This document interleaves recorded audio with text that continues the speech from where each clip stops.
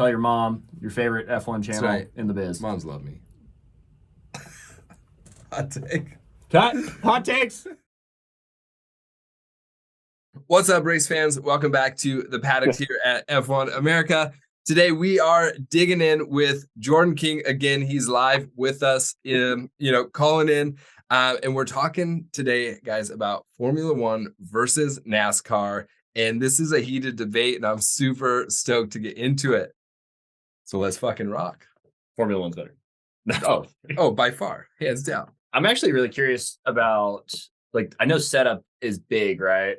In all motorsports, but like I've heard, and you sent me that link to the podcast, Denny Hamlin's podcast, and I listened to that segment. But then I have some friends that are diehard NASCAR people, and curious, like how big of a difference does Hendrick's team versus I don't know any other teams, but like a Hendrick's team versus like a Haas equivalent team, like. What are you seeing? Like, can anybody in NASCAR win a race? I heard there's still people there's politics involved. There's definitely some cheating involved. I think Hendricks Motorsports just got a big penalty like lately. So kind of what's your thoughts on all that? And what do you think? Yeah, so I think obviously the biggest difference between Formula One and NASCAR is you have the brands and you can visually see that they're different than every other car, right? So you have the Toyota Camry, the Ford Fusion, or whatever, the Mustang, I think there's their brand name, right. And then the Camaro. So what the car that you see on the racetrack looks like the car that you see on the road. So like that's the coolest part, to where, yeah, there is massive differences between each car, and they're definitely more subtle. So the coolest thing about Formula One is like you can look at the Mercedes car with no side pods, and then you compare it to a Red Bull car with side pods, it's completely different. Like it's apples and oranges. But when you look at NASCAR, it's the aerodynamics and setup, it's all mechanical usually. There are some tracks that come into play where aero is definitely king.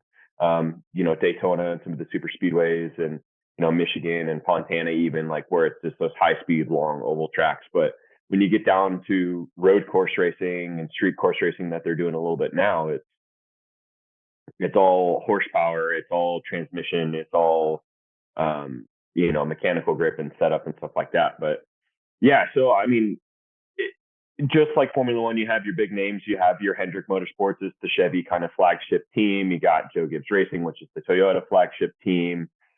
You got Stuart Haas Racing, which is the Formula One comparison. They're the Ford flagship team, or Roush now. It just kind of all just depends. But yeah, the racing is a little bit more competitive, I still think, in NASCAR, because anybody in a top car, right? So most of the NASCAR teams have 4 cars that are under their stable. So like Joe Gibbs Racing has 4 cars, Hendrick has 4 cars, Stuart Haas has 4 cars. So each one of those cars has a shot to win each weekend. So just kind of like in Formula One, where there's only 2 cars per manufacturer, there's only 6 cars that can win arguably every weekend. So there's, just like in Formula One, there's tracks that fit certain manufacturers better than other when it comes to, like for example, in Formula One, when you go to street circuits, there's safety cars, right? So, but when you go race at Michigan, it's a very caution-free race. It's fuel mileage. It all comes down to literally like engine engineering, right? Who's got the best fuel mileage and stuff. But I don't know. I'm biased. I always think that NASCAR will be better. I do think that Formula One does the broadcast better. Like honestly, like the aerial shots, like there's always more to it. Formula One is a spectacle. You not only go to the Formula One race, you go to these countries, you go to these cities, you see these amazing landscapes that they're racing. And I mean, what's the most boring what's the most boring track that Formula One goes to? Yeah, like you can't name it, right? Like whether it's Austria or Canada or like any of these tracks. And obviously you got the spectacles of Monaco and soon to be Vegas. Like that race is going to be rad. Like I am so stoked. Can you get us tickets? Wow. I got no fucking shame, dude. I'll ask. NASCAR race, no problem. Like we can make that happen. I'll sign up for that consolation. Are you gonna go to we should NASCAR go to the finale? Vegas in Phoenix. I've wanted to. Come on down. I got a room for you. Definitely. Yeah, I would definitely do it if I had the opportunity. It's just weird. It's like, I don't know. My dad doesn't want to go, then I don't go usually. I don't know. Got it. Understandable.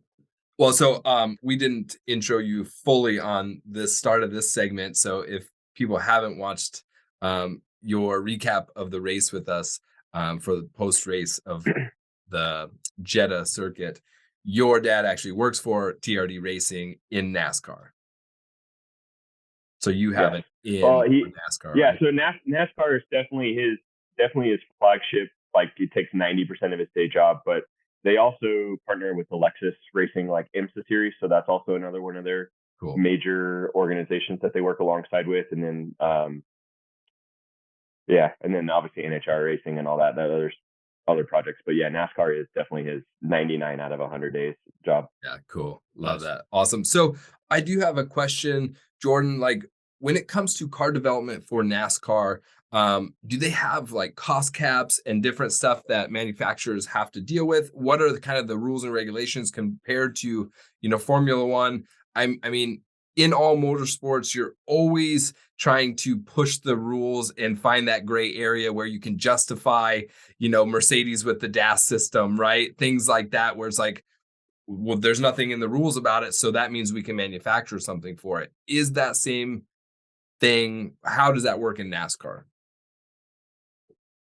Yeah, so 100%, right? So at the beginning of the season, you submit your race car package to NASCAR, right? They do a full like AutoCAD scan of your body, and then it goes into this computer system with like lights and lasers. And so every weekend when you bring your race car in, you go through tech, and you have to pass within a certain percentage of the original car that you submitted to NASCAR.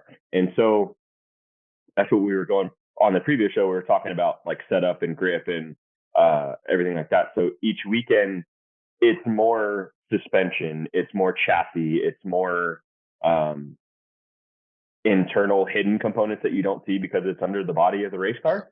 But yes, there is a new cost cap now to try to mitigate spending, because obviously the powerhouse teams have unlimited access to resource. They have the best sponsors, they have the most income, they have the biggest sales and merchandise and all that. So for years, it used to be just kind of like Formula One, whoever has the biggest budget at the end of the day is going to make the best race car. But now NASCAR is trying to do a lot more universal products. So it's all made by one manufacturer. So Toyota buys from this department, and Chevy buys from this department, and Ford buys from this department. So a lot of the race cars now are pretty, like, you could find the same components on all three brand manufactured cars, but they're still independently set up with positions of suspension and all that kind of stuff. Okay, yeah, to kind of fit specifically for their setup and things. Well, segueing to and the concept of F1, you can definitely see those upgrades more often, right? Because it might be a different wing, it might be a change in the front wing or the side pod or whatever have you. So in NASCAR, you basically have a big ass shell covering everything. So that's why we're not going to see half of those upgrades, right?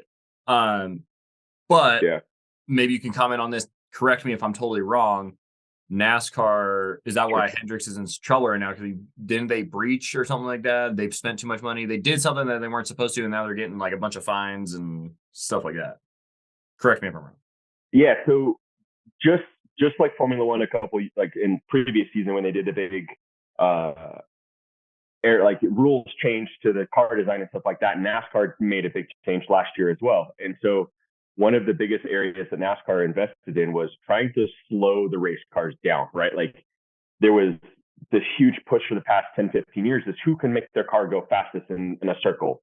And they're doing everything from changing the body angle of the car to almost have it rotate to where like the toe and the way that the suspension geometry was, like if you're pushing it on pit road in a straight line, like the car is automatically going to turn left. Like, it's just set up to do that.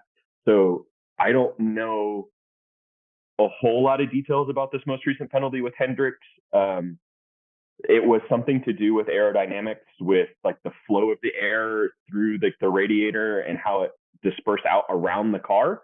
But yeah, so basically, like you said, at the beginning of the season, you submit your race car, and after already 5 or 6 races, they were already tinkering with it and got caught with their hand in the cookie jar trying to make their race car go faster.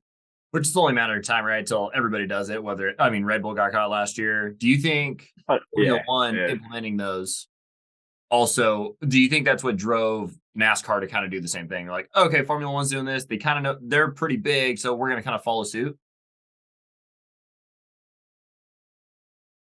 I don't know if they really had influence on each other. At the end of the day, both sanctioning bodies, whether it's NASCAR or the FIA, want their fans to be entertained, right? So right. I think it's, as a racing control organization, you're going to do everything that you can to make the racing the best, to see who wins every weekend. Like, just as for example, this weekend with being the Formula One race in Saudi Arabia, it's like with Max having powertrain issues in quality that started 15th, and that was exciting, right? Like that was all they hyped up in the pre-race show was like, can Max come back from the front? Only one driver's ever won from 15th on the grid, and dude, it was exciting. Like he got a couple spots right off the jump, and then it kind of settled in, and he was not chipping away as fast as everybody thought. And I'm like, oh man, like maybe Max only gets like to 7th or 8th, but obviously with the safety car, it definitely kind of changed everything from there. But yeah, NASCAR is always trying to keep NASCAR is their own worst enemy, so they'll make shit up as they go. They'll do everything. Yeah, kind of. They do everything that they can. So like last season, I'm sure everybody saw on TV and YouTube, like Ross Chastain at Martinsville, like the race before the championship, totally like rim riding, slinging across the wall, and like made it into a transfer position to go into the final. Yeah, that's straight video game stuff, and that's what the crowd wanted, and everybody loved to see it. And then they hyped it up for the next race, and then the off season, NASCAR's like, yeah, no, we can't have that. And so they make changes very quickly. And like you said, just prime example of making sure people stay in the confines of what NASCAR wants is the big penalty at Hendrick. Like that's huge, like 100 points and 10 playoff points and like all the different drawbacks that they have, plus and obviously the monetary fine for those guys is nothing. But right. Yeah. Well, that's like Max when he gets a fine, right? And he's like, yeah, whatever, cool. Like they're like $50,000. He's like, all right, cool. That's like some salary, right? So you're like, holy shit. Yeah. I will say too, commenting on how Max drove, how we thought he was going to just drive to the front. I think we were talking about this after the race. I think he kind of showed a lot of maturity today versus like instead of just flipping out and just plowing through people and just driving overly aggressive. He took his time, let everybody kind of the shitstorm happen in front of him, let everybody kind of settle, and then he was picking his passes. And I think at the end of the day, he probably knew like I could go get Checo, but at the same time, like, do I need to get it? It's early in the year. I have the points lead. Do we really need to do this? But I think it's also going to I think at the end of the day, it's going to fuck Checo because, Max is the golden boy for Red Bull. I mean, they're so close in points. Imagine Checo gets a couple more wins and then he moves into the lead. Do you think Christian's going to be like, Max, pull over, Checo's coming, we can get a title this year because of Checo? I don't see that happening. Like, let's be honest. Well, so Max also said, oh, I settled for second. Like, oh, fucking shit you did. Like, you're so full of shit. You wouldn't even give up 6th place for him last year to get second in the championship. Like, fuck no, you didn't settle for second. Like, you're such bullshit. My thought process and comment on that exact building off that point is there's still some open wounds from Brazil last season, right? So I think Max may have let off a little bit to let him have his moment to lead every lap, start from the pole, like do his thing. But Red Bull and Mercedes have been notorious for those team orders, right? Like, oh, we need you to back it down. Oh, Max is faster, but yet he's 4 seconds to drift. Like, no, he's not faster than you. Like, that's just the political term that they have to use. But I was at the restaurant this morning and I was talking with one of my coworkers and I was just like, I'm surprised that they haven't made that radio call yet, right? And it's just kind of the new norm that you would expect Red Bull to make that call. Like as soon as the safety car came out, Max was quick. He was right there. I'm surprised that they didn't let him go to the front, but I think they tried to. It's good for us fans. I think they tried to. There was some type of radio, something that was going on between Checo and they're like, okay, well, what's his time? Okay, what time why didn't you tell me I need to get this time? So there's definitely something. And I think Checo's kind of like, no, like I'm not going to he was 5-6 seconds ahead. He knows that Daniel's coming in if he fucks off too much. So he's like, That's whatever, our I'm just theory. gonna go take whatever I can, whatever bonuses I can get. That's That our I mean, theory. one other person that's got shafted so many times in their career to the same thing as Valtteri Bottas, you know. Yeah. He's gotten screwed, had gotten pulled, been fast as balls, and he probably could have had a title at one point, give or take, because of how fast he was. And then Lewis is the golden boy, so you got to get out of the way for him. So I want to pull us back into F1 versus NASCAR because I've been an F1 fan for a long time. I didn't get this big into it until after Drive to Survive, because it just was, like you said, more accessible. Before, I wasn't going to pay for a membership to F1 TV because I just knew Lewis and I followed him. I didn't really know anybody else, so I couldn't justify spending that money, and it wasn't on TV, But for me, like since I can remember, it was always like Formula One was kind of the pinnacle of what every motorsport tries to reach, whether it's the theatrics or whether it's the car development. And so I almost want to be like, okay, I'm a big F1 fan, like change my mind, like make me like NASCAR, right? So, and because you're not in, this is my perception, right? And it could be totally off, but it's like, okay, I feel like you are a better driver if you can drive all sorts of navigating different corners, different speeds, there's so much more, in my opinion, going into a race for Formula One. Like you're not just developing it to turn left, right? You have to develop the car to do all sorts of things, high speed, slow speed, So change my mind, like make me see why you like NASCAR so much, or why is that better, The short and simple answer to your question is I can't. NASCAR is boring. It's inherently yeah. No. So I mean, I guess what Formula One has going for it, right, is that there's more to it, right? Mm-hmm. It's these amazing tracks, it's this amazing scenery. You're racing through the hills of the Austrian forest, right? Or through Spa or wherever it's at, or in the streets of Monaco. Like it's visually entertaining. Like I get up and I watch in the morning because it's cool, right? Like I transport, it's my free plane ticket to wherever they're racing, or Singapore. Right. It's cool to feel like you're somewhere else. But where I think NASCAR still has the upper hand is the fact that the racing's better. Yes, it's visually boring to watch. Like today, they raced at Atlanta Motor Speedway, and you just made 500 laps of turning left.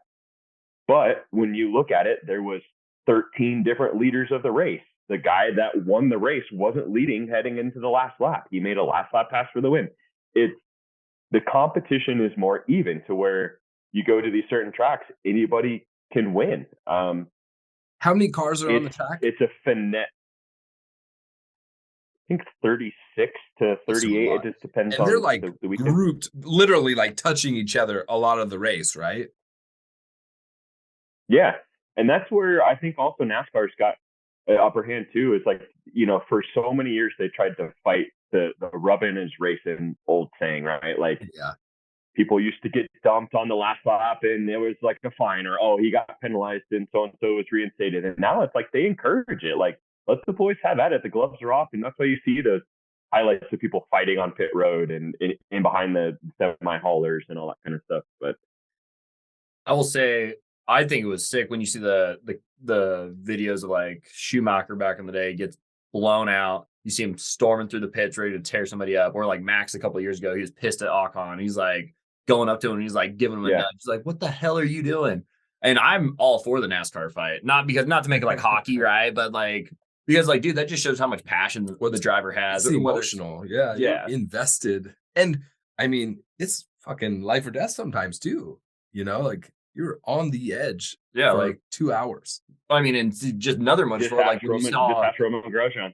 Right. Exactly. When you saw Stewart and Reed puts his hand on his neck, right? Back in, what was that, Indy Supercross, like 07 or 2010. I forgot when it was, but yeah, I remember that clip. He was on the Suzuki, Stewart's on the Yamaha. Or Justin Barcia every weekend. Yeah, I mean, you just see the passion, how fired up they get. I mean, I can relate with that. You know, you could be like, yeah, dude, like if you have that much passion in what you're doing, like that's rad. But is it safe to say that Formula One drivers are just better drivers?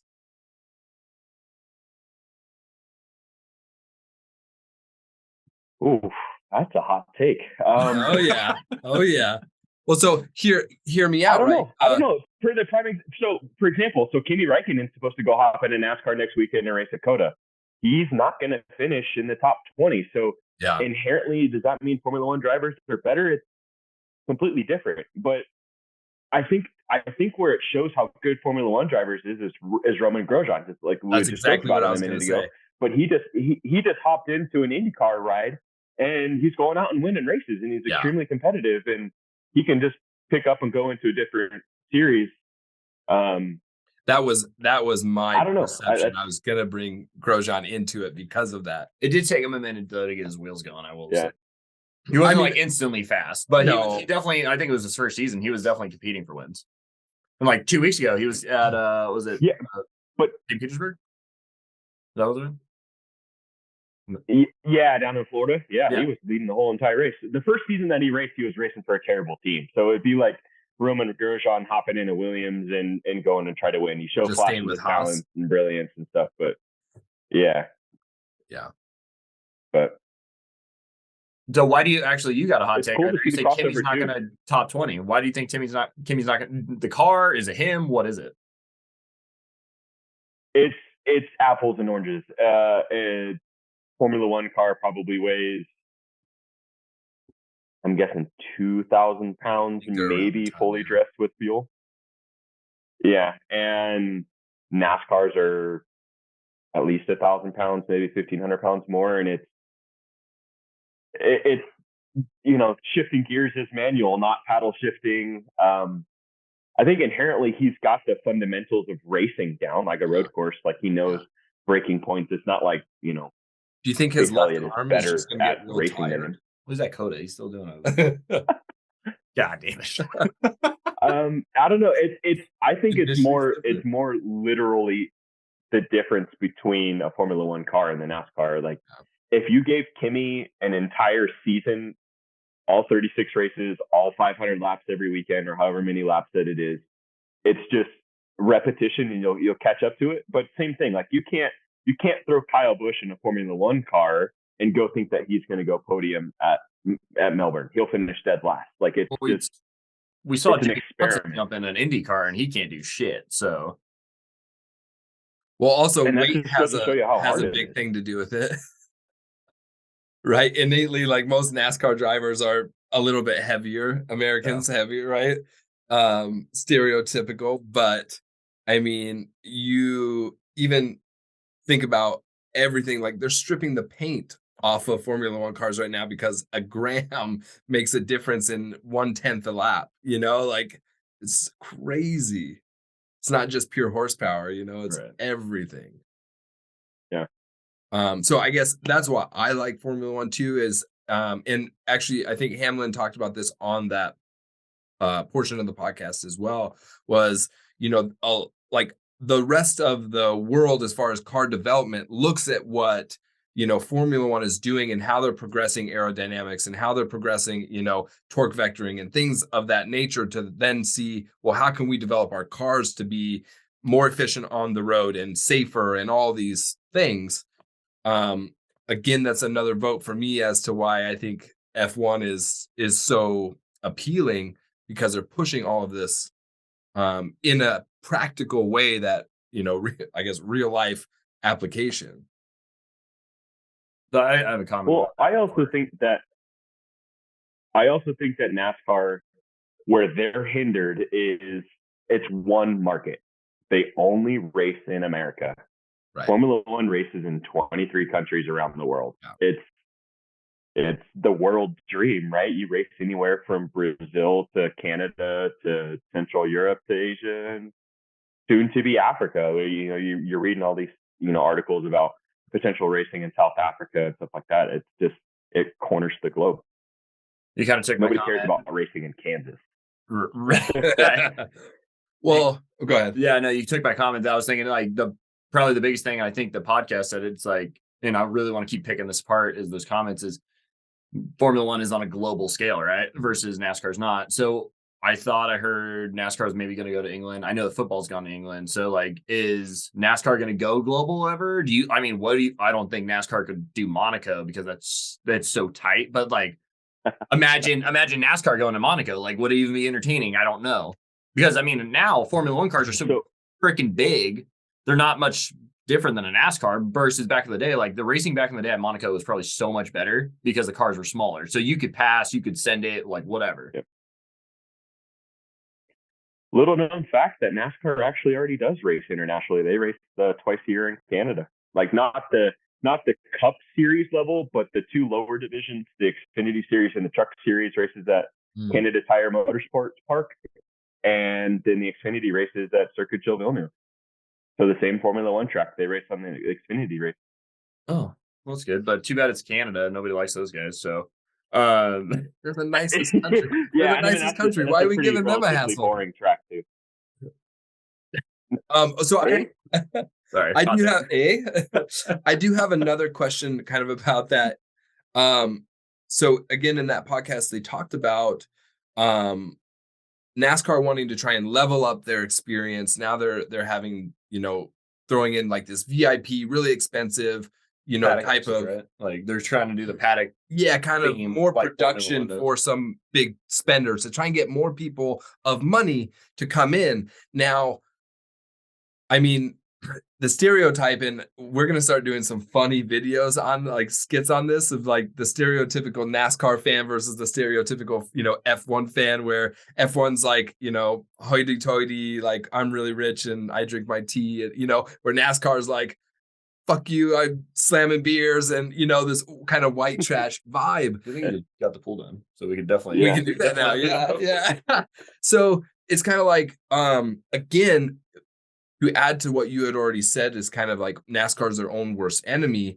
Do you think that they're going to try and extend their reach to hit this different type of demographic, and in turn destroy the demographic that they have right now that's so loyal to that type of person going? It's like, all right, well, we can afford to go, so we go. Like most of those fans, like even us, like, we can't afford to go to F1 regularly. So what are your thoughts on that? Yeah. Rome wasn't built in a day. So last year, there was some big controversy, or I guess it was 2 seasons ago. NASCAR banned the Confederate flag at the races, right? So NASCAR was born in the South, Charlotte, Georgia, Florida, all these, they race in Alabama, like they race in the deep South, and it will forever have the connotation of the drunk redneck is the only person that watches NASCAR. Well, was it moonshiners? It's definitely gross. That's how it started. Is that real? Yeah. Literally, that's true. Your earlier comment about Formula One fans being hoity-toity, man, I tell you, there's probably some drunk Englishmen at Silverstone on that weekend. So don't don't say that too much. But yeah, no, I think NASCAR is definitely, they're trying to find the demographic now. So they're going to do a street course race in Chicago this year, and I heard about that. They started their own film series, which so July 4th weekend they're racing in Chicago. Like downtown Chicago, just kind of like how Formula One's racing in Vegas. Yeah. I feel like if they do more things like that, they're trying. More appealing for me to get into watching more stuff. Yeah, I mean, NASCAR's definitely trying. They're changing where they're racing. They're changing some of the formats to make it shorter. I mean, a stereotypical NASCAR race is 500 miles. It takes half a day. Yeah. My poor girlfriend sits on the couch and watches the race with me, and half the time she takes a nap. So yeah, you don't do that during a Formula One race. Yeah. Yep, pretty much. The LCQs take a nap. We have a buddy in motocross. He started a hashtag, and on his story every time somebody will post for motocross, like a sleep before the main, and all these wives get reposted on my buddy's story. You probably know Kiefer. You know Chris Kiefer? Yeah, Kiefer. It's on Kiefer's stories all the time. He started that trend, sleep before the main. All the wives are sleep before the main event. So we're talking about everything tonight. We're talking NASCAR. We're talking motocross. We're talking F1. Indy. I think Indy. What do you think the difference is? Sorry to segue into something totally different. Like, what's the difference between an Indy car and a Formula One car? Obviously, it's smaller in perception. I don't know how big they are in real. I haven't seen one side by side, but I mean, they definitely look smaller. I know they actually they do fuel stops as well, versus like Formula One doesn't do any fuel. I know NASCAR does fuel, so kind of throwing another demographic in there. I'm pretty far removed from Indy cars now. I know. I don't think Indy cars in the U.S. have like the turbo hybrid. They don't have any of that kinetic energy recovery system, so that's probably the major difference. They're still the two. pretty mechanical, right? Where like Formula One is like, everything's got a sensor. It's a fucking computer spaceship, you know. Where I think Indy's pretty mechanical. Yeah, I mean, still. Yeah, they're still rocket ships with wheels. That's for sure. Yeah. I think IndyCar though. I mean, I think it's easier for me to get into IndyCar than because it's similar to Formula One. You got the street circuit, you got the road courses and all that, and then I mean, it'd even be hard for me to watch the Indianapolis 500, but I could do it because it'd be Indy. And it's obviously like one of the greatest motor spectacles of all time, is what everybody says. And I think what's crazy though is IndyCar, dude, they do like 10 pit stops in a race. I mean, I might be over exaggerating, but they are pitting a lot. They go to tires. I mean, they can. Yeah. I think it goes back to kind of the whole vibe of Formula One with the theatrics and, you know, just what you said before, Jordan, too. It's just like, there's so much, you look at it and it's just really refined. The production value is high. Everything is just like, so it's hard, I think, once you really get into that to then watch something else where you're like, oh man, like they're really zoomed out and you see like who, you know, perspective's different and it's cool to see, but yeah, it's just, we lost the light. Much better. See, talking how long we're going. But yeah. Anything else, Jordan, that you I mean, I definitely think that's where NASCAR's missing the mark, right? Is when you tune in to watch a race, not only is it the location that NASCAR is racing in, it's the production value, right? There's no glitz, there's no glamour, there's no celebrities on the grid before the race. It's you tune in, it's consistent. That's what NASCAR's got going for them, is that it's the same broadcast every week, whether, you know, Formula One's got, you know, they're bouncing around and so. It's like, I just think NASCAR's got a long way to go to catch up to Formula One, and I truly don't think they'll ever catch up to it. You got to.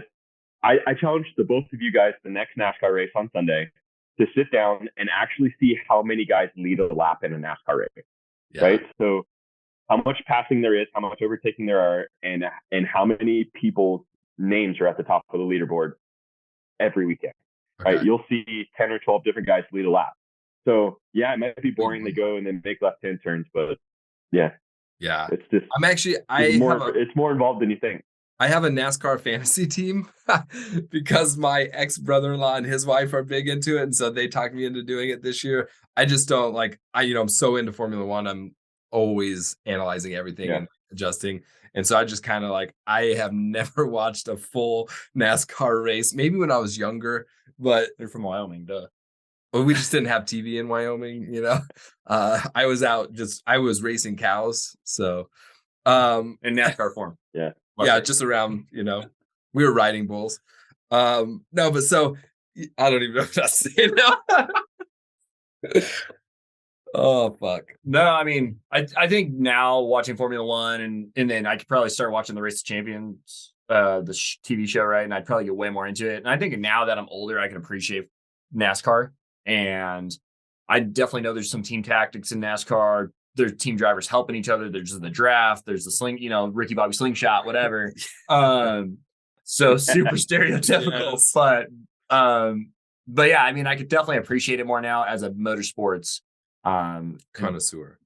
Enthusiast and just just loving the racing, right? So I don't need to add another list of hobbies to watch because I watch Supercross Saturdays, I watch F1 Sundays. Then I'm gonna start watching NASCARs on Sundays too. Like, Jesus, I'm not gonna have any more time anymore. But the swag might be cheaper.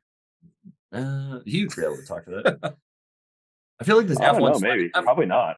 Probably not. I'm mostly just kidding. I feel like F1 swag is better quality. I could be wrong. It's pretty Yeah. Well, it's just like, I don't know. I feel like the Supercross shirt, that was the Chad Reed shirt, the Rick Carmichael shirt. It's like the cheapest Gildan t-shirt you can get. It's like Hanes, right? Yeah. Hanes, big ass, 100% cotton. It's all screen printed. Big ass screen print. It's screen printed at the race. Yeah. I feel like every NASCAR shirt I see is like that. Like the Chase Elliott shirt I saw the other day. It's just a big ass, like, nothing against Chase Elliott, nothing against any of it. But it's just like, dude, it's hideous. Like this is like I could work out in this. This is like clean. This is like it's like a blend, a poly blend. Yeah, it's like a poly blend. It's like an Under Armour shirt. It's sick. Yeah. Which AlphaTauri is expensive as shit, but I got it on sale. That's why I don't have any Mercedes stuff, because I got all my shit on sale too. Never on sale. We're still cheap Americans, we just watch Formula One. Something to strive for. No, Jordan, thank you so much for getting on the call, man. I appreciate it. I know we kind of rambled all over the place. All good. That's what guys do when they bench race, man. That's all poor Lauren's here, like ready for dinner, and I'm just like, yeah, sorry, still working out. Like, yeah, well, we're race nerds, No, but I'll let you get to dinner, man. Thank you so much for calling in. Thanks for joining us, Jordan. Appreciate it. Appreciate your support too on the show. Yeah. Yeah, no, absolutely. Guys, keep doing what you're doing. Tune in for pretty much everything that you guys drop on YouTube, and looking forward to how awkward I am on this this new episode. But I would love to come back and talk and provide any other insight on the NASCAR side of things, I guess. But yeah, no, I love it, and I'll be watching next week, or I guess 2 weeks now for Melbourne. So down under. Yeah, that'll be a good one. I wonder how Oscar will do that. It's gonna be his home race. Oh, actually, before we leave, what do you think DR going to NASCAR? Would it happen? Could it happen? Because he loves America. I think he could do it. Dude, if Travis Pastrana could do it, Danny Rick could do it. Yeah, but that guy can fucking literally race anything. Yeah. He's so ADD. They're almost the same person. They're just like, yeah, let's do something this weekend. But no, I'd love to see it. I'd tune in to watch if he did, for sure. Tell your dad to work out that contract, man. And DR will do great things. No, it was pretty cool. My dad was in the loop on some stuff prior to that, but I was able to. I learned the Travis Pastrana news before it came out. So that was that's pretty rad. stoked to hear that. So yeah. Well, definitely got to keep me in the loop. We'll start a group chat, like private Area 51 group chat, so we can get all the news. Absolutely. Yeah. Low key. Yeah, no, for sure. But I'd love to come back on the show and just continue doing what you're doing, guys. Just love it. Awesome, Jordan. Thanks, brother. Appreciate it again. Have a good night, brother. Appreciate you, and we'll talk to you soon. Peace. Yeah. Later. Anytime. Sounds good, guys. Cheers. Bye. How do you hang this thing up? Stop this thing. Stop it. And there we go. Stop it. Thanks, guys, for joining us here on F1 TV. Oh, yeah. You botched that. F1 America. Thanks for tuning in. Jordan King, was he cousin-in-law? Cousin? I don't know what he is to me, but cool guy, family guy, really knowledgeable when it comes to racing. Obviously, you guys tuned in for all that. Thank you, everybody on Instagram Live. Really appreciate you. Loved all the shit talking in the comments. Keep it up, whether it's my swag, the races, the teams. We appreciate the support. We're working on some stuff. As soon as we get updates, I'm just waiting on people to get back to me. So as soon as we get more updates, we'll be blasting some stuff out. We're going to definitely try to keep just being consistent, putting out content. And we appreciate the support, all like 5 of you guys. So we'll keep it going. Love it. Hey, like, share, subscribe. Yeah. Let's grow this channel. Likes, comment, subscribe, share. Tell your mom your favorite F1 channel in the biz. Moms love me. Hot take. Hot takes. Later. Good night, Instagram. Thank you so much. Whoever's there, the one person.